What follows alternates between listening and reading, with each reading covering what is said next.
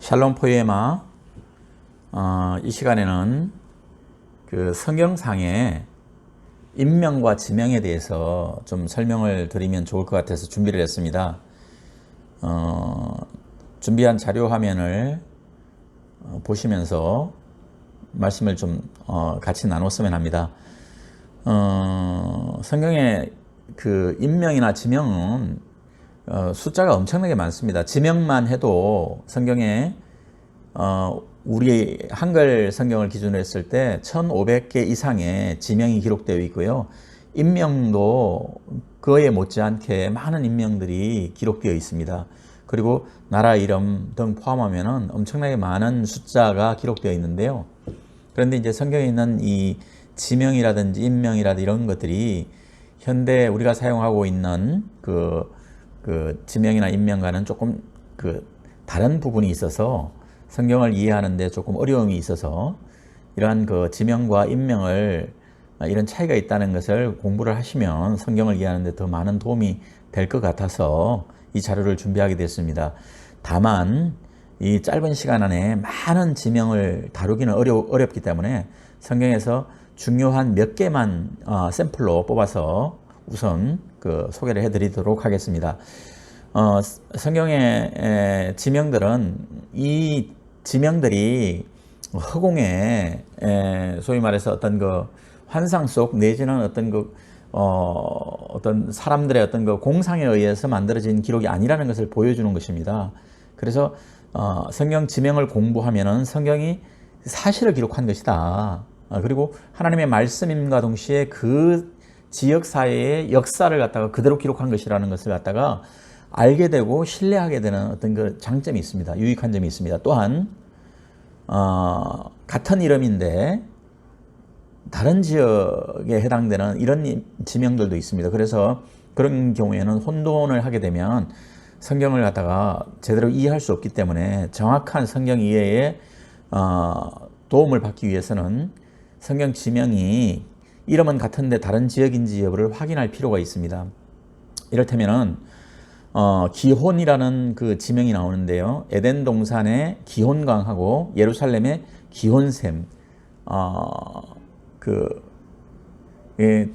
솔로몬 왕이 기름 부음을 받을 때 기혼이라고 하는 데서 대제사장에 의해서 왕의 어떤 그런 기름 부음을 받게 되는데 그때도 기혼이라는 지명이 나옵니다. 그런데 이 에덴 동산의 기혼강하고 예루살렘의 기혼샘은 다른 지역입니다. 아마 거의 대부분 잘 모르실 텐데 베들레헴도 성경상 두 곳이 있으나 서로 다른 지역이라는 것이죠. 이 부분에 대해서는 따로 말씀을 드리도록 하겠습니다.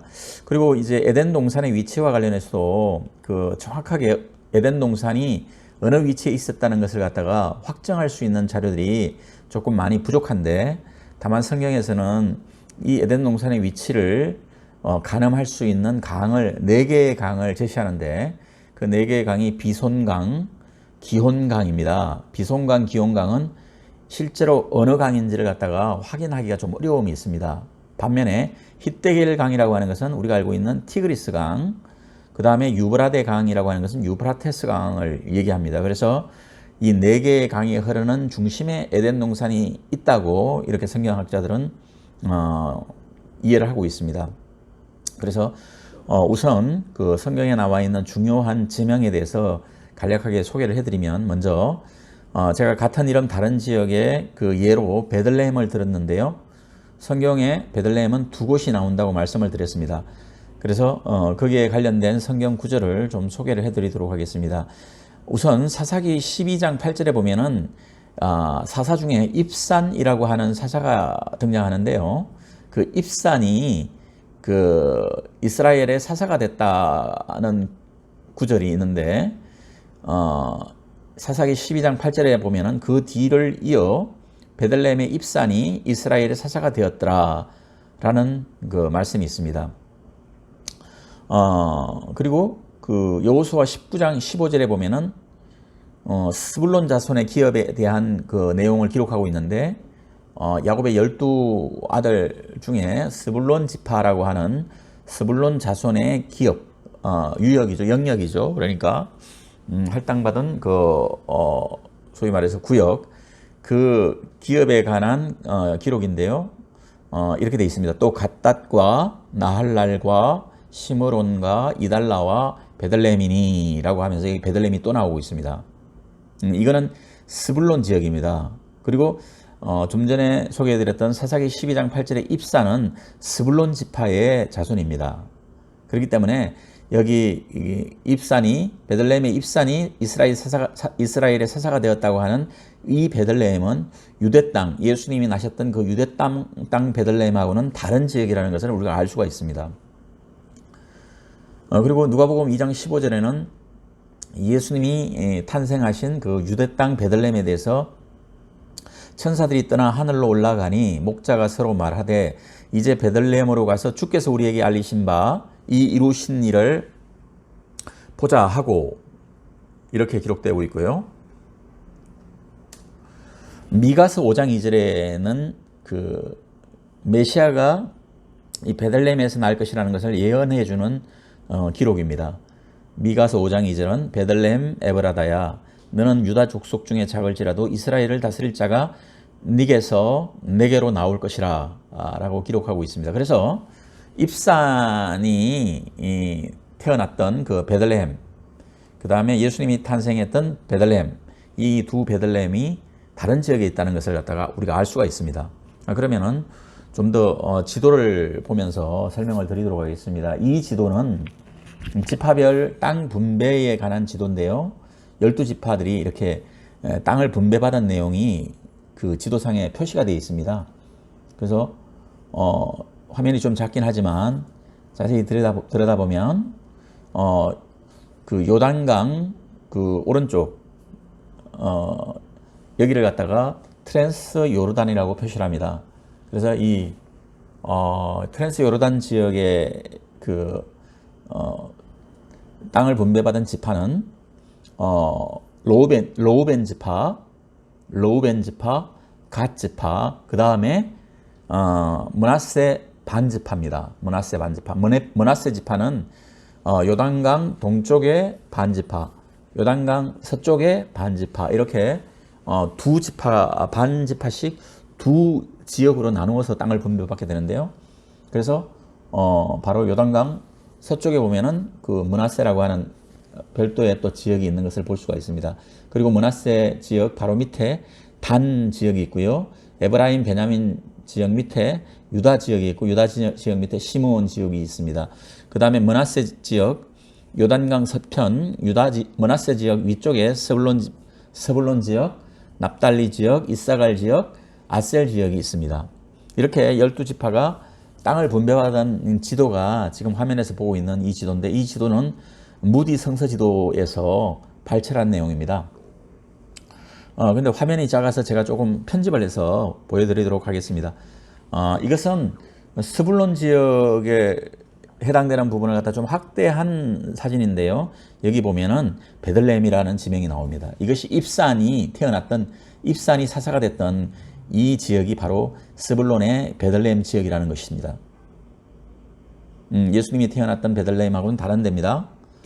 자, 그 다음에 여기 다음 화면에 있는 그 베들레헴은 유대 땅 베들레헴입니다. 그래서 여기 베들레헴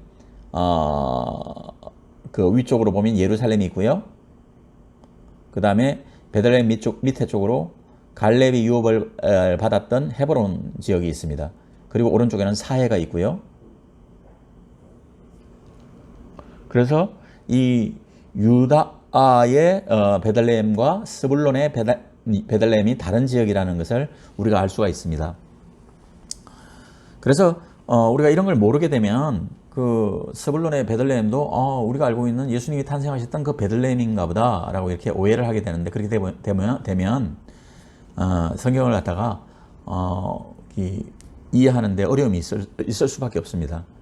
다음은 매우 중요한 그 예루살렘에 관한 이름들이, 여러 가지 이름들이 나오는데요. 같은 지역에 해당됩니다. 그래서 예루살렘의 이름은 다양한 이름이 있지만 모두 같은 지역을 가리키는 지명이라는 것을 꼭 기억하셔야 됩니다. 그래서 우리가 이 예루살렘을 살렘이라고도 표시가 되어 있는데, 창세기 14장에 보면은 살렘 왕 멜기세덱이 등장하고 아브라함이 멜기세덱에게 11조를 바치는 장면이 나오는데요. 이 멜기세덱이 살렘 왕으로 되어 있는데 그 살렘 지역이 바로 예루살렘 지역입니다. 그리고 예루살렘의 다른 이름은 시온 또는 시온 산성이라고도 표현을 하고 있고요.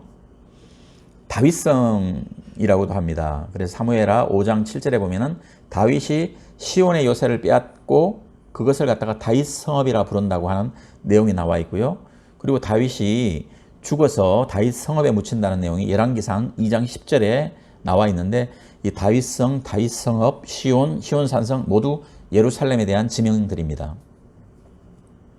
그리고 예루살렘은 또 중요한 장소로 성경에 기록되고 있는 것이 있는데 바로 창세기 22장 2절에 아브라함이 독자 이삭을 바치려고 올라갔던 모리아산, 그 모리아산이 바로 예루살렘입니다.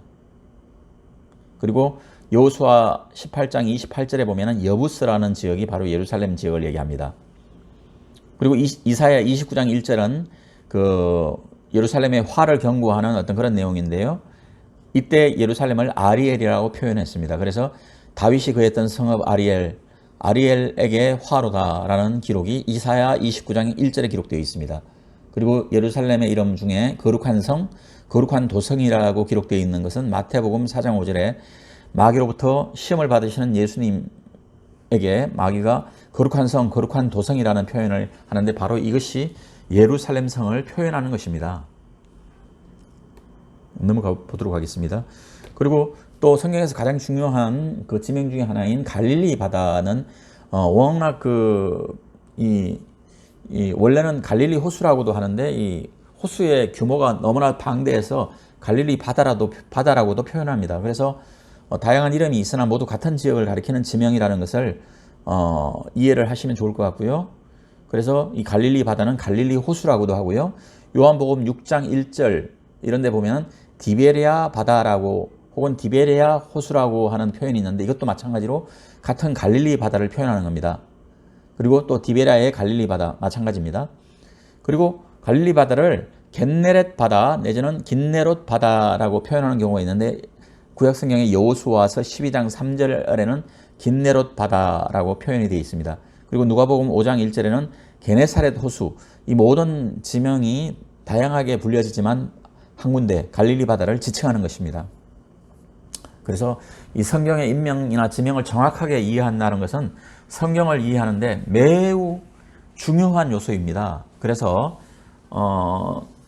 가능하면은 그 성경 지도 이런 책을 꼭 하나 아니면은 성경 사전 이런 것들을 꼭 하나 구입하셔서 그리고 구입이 안 되시면 인터넷으로도 요즘에는 검색하면은 많은 자료들을 볼 수가 있습니다. 그래서 확인해 보시고 공부하는 습관을 들이면은 매우 유익한 공부 방법이 될 것이라고 생각이 됩니다. 그 정도로 말씀을 드리고요. 추가로 몇 가지만 더 말씀을 드리면 성경상의 옛날 이름하고 현대식 이름이 달라가지고 우리가 잘 알고 있는 것들 중에 몇 개만 좀 뽑아서 소개를 해드리려고 합니다. 출애굽했던 그 애국 땅은 지금 이집트 땅을 얘기하는 거죠. 물론 영토는 지금의 이집트하고는 비교가 안 될 정도로 굉장히 방대하게 넓었습니다. 그리고 그 출애굽 당시에 그 이집트 땅은 애국 땅은 지금 이스라엘 밑에 있는 그 시나이 반도도 전부 사실은 애국 땅에 있었고 애국 강이라고 해서 그 시나이 반도에 애국 강이라고 있습니다. 그래서 그 당시에 그 시나이 반도도 그 애굽의 영토였다는 것을 갖다가 알 수가 있죠. 그리고 성경에 보면은 바사왕 고레스라고 하는 표현이 있는데 이 바사는 페르시아 지역을 얘기하고요. 그 다음에 성경에 보면은 가사라는 표현이 있는데 이것은 현대식 이름으로는 가자지구를 표현합니다. 가자지구. 그리고 다메섹, 그 사도 바울이 그 예수님을 만났던 지역이 다메섹인데요. 이것은 현대 지명으로는 다마스커스 비슷하죠. 그리고 성경에 나오는 고레스는 우리가 역사 시간에 배웠던 키루스 왕을 얘기합니다. 그리고 성경에 나오는 너부갓네살은 역사 시간에 배웠던 너부갓네자르, 바벨론의 신바벨로니아의 너부갓네살의 2세를 갖다가 너부갓네살이라고 표현을 하고 있습니다. 그래서 성경에 나오는 지명들을 현대식 지명으로 확인하면은 훨씬 더 성경이 그 어떤 신화라든지 어떤 공상에 의해서 만들어진 것이 아니라 정말 하나님의 말씀으로 사실을 기록한 것이라는 것을 갖다가 정확한 기록을 확인할 수가 있습니다. 그 다음에 또 이 그 성경의 유대식 이름들이 이제 그리스 제국에 의해서 통치가 되던 그런 시대로 내려가면은 그리스식 이름으로 바뀌게 되는 경우가 있는데요. 이를테면은 그리스어를 갖다가 우리가 일반적으로 헬레니즘 문화라고 표현합니다. 그래서 그리스의 알렉산더 대제가 죽은 후에 자녀 없이 죽다 보니까 그 휘하의 장수 4사람이 그 알렉산더 대제가 통치하던 그 그리스 제국을 갖다가 사분해서 통치를 하는데, 그 중에 마케도니아, 트라키아 지방의 두 신하가 나라를 두 개를 왕국을 두 개를 통치하고, 그 다음에 이 밑으로 그 예루살렘을 중심으로 해가지고 위쪽으로는 시리아 셀레우쿠스라고 하는 어떤 그 왕조가 들어섰고, 그 다음에 애굽에는 프톨레마이오스라고 하는 왕조가 들어서 가지고 이 4개의 왕국으로 나누어집니다. 그리스 제국이. 이때 이 그리스식, 소위 말해서 헬레니즘 문화들이 이제 유대에까지 영향을 미치게 되는데요. 그 당시에 지금 마케도니아라든지 트라키아 지방에 있던 그리스 제국들은 그렇게 크게 발전하지 못했는데, 이집트라든지 시리아 쪽에 있었던 그리스 제국들은 굉장히 강대해졌습니다. 그래서 그 중간에 끼어 있는 어떤 그 예루살렘, 중간에 끼어 있던 그 이스라엘이 힘의 균형에 따라 가지고 어떤 때는 시리아의 지배를 받기도 하고 어떤 때는 이집트의 지배를 받기로 된, 보통은 이집트의 지배를 받은 경우가 많았습니다.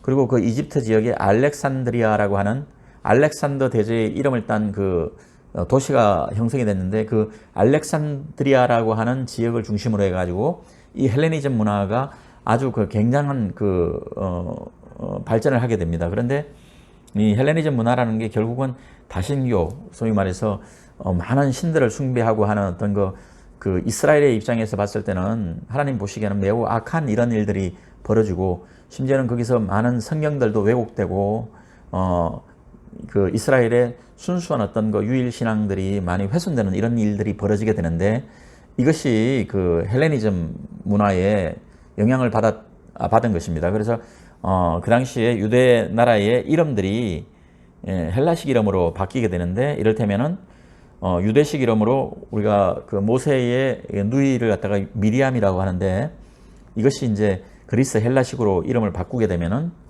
그 마리아가 됩니다. 그리고 이삭의 아들 중에 야곱이 있죠. 그 야곱도 제임스라고, 그래서 이 이름이 바뀌게 되고요. 그 유대 땅의 그 메시아라는 이름도 예를 들면 헬라식으로 그리스도라고 이름이 바뀌게 되고, 그 사도행전에 보면은 다비다라고 하는 그 여제자가 나오는데, 그 다비다의 여제자의 이름이 도르가라고도 했다라고 하는, 그 도르가라는 것이 바로 이제 유대식 이름인 다비다하고 그리스 이름으로 바뀌게 되면은 다비다가 도르가라는 이름으로 바뀐다는 것을 갖다가 알 수가 있고요. 그리고 사울이 바울 되는 것도 바로 이제 유대식 이름이 이제 다른 나라 헬라식 이름으로 이렇게 바뀌어지는 것, 로마식 이름으로 바뀌어지는 것이라고 이렇게 보시면은 될 것 같습니다. 그래서 보통 이 통치자들이 이국 땅에 타국 땅에 어떤 것 지배를 받게 되면은 그 지배를 받는 나라의 이름으로 이렇게 바뀌어지는 이런 현상은 우리 일제 그 치하에서도 겪어본 일이고요. 그 다음에 다윗의 다니엘의 세 친구들, 그 친구들도 바벨론으로 가면서 전부 다 사드락과 메삭과 아벳노고 이런 식으로 바벨론식 이름으로 다 바꿔지죠. 그래서 지배청, 피지배청 사이의 어떤 이름이 바뀌어지는 이런 것도 유념해서 관찰해 볼 필요가 있을 것 같습니다. 그래서 오늘 간단하게 인명과 지명에 대해서 소개를 해드렸는데요. 다음에 또 기회 되면 또 상세한 얘기들을 좀 해드리도록 하겠습니다. 여기서 마치도록 하겠습니다. 감사합니다.